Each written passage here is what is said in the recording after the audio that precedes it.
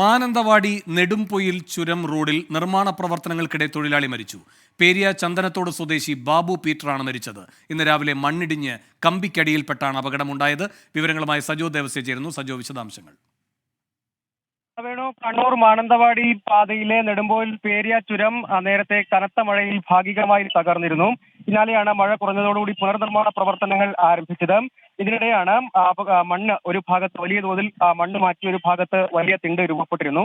ആ ഭാഗത്ത് നിന്ന് താഴെ ജോലി ചെയ്തുകൊണ്ടിരുന്ന തൊഴിലാളികളുടെ മുകളിലേക്ക് മണ്ണിടിഞ്ഞ് പതിച്ചത്. ഇതിനിടയിൽ കോൺക്രീറ്റിനായി സ്ഥാപിച്ചിരുന്ന കമ്പിയുടെ ഇടയിൽ പെടുകയായിരുന്നു. പിന്നീട് മറ്റ് തൊഴിലാളികൾ ചേർന്ന് രക്ഷപ്പെടുത്തിയും ആശുപത്രിയിലേക്ക് മാറ്റിയെങ്കിലും ജീവൻ രക്ഷിക്കാനായില്ല. ആകെ 3 പേർക്കാണ് പരിക്കേറ്റത്. മരിച്ചത് പേരിയ ചന്ദ്രത്തോട് സ്വദേശി പീറ്റർ. മറ്റു 2 തൊഴിലാളികൾ കൂടി നിലവിൽ ചികിത്സയിൽ തുടരുന്നുണ്ട്. ഇവരുടെയും ആരോഗ്യ സ്ഥിതി സംബന്ധിച്ച് ഇപ്പോൾ ആശുപത്രി അധികൃതർ പറയുന്നത് ഗുരുതരമായ പരിക്കുണ്ട്. പക്ഷെ അവർ ചികിത്സയിൽ തുടരുകയാണ്. ദാരുണമായ ഒരു അപകടം തന്നെയാണ്. കഴിഞ്ഞ കുറേയധികം ദിവസങ്ങളിലായി ഇവിടെ നിർമ്മാണ പ്രവൃത്തി തുടരുന്നുണ്ട്. ഇതിനിടെയാണ് ഇത്തരത്തിൽ ദാരുണമായി മണ്ണിടിഞ്ഞ് ഒരു തൊഴിലാളിയുടെ ജീവൻ നഷ്ടമാകുന്ന സംഭവം ഉണ്ടായത്.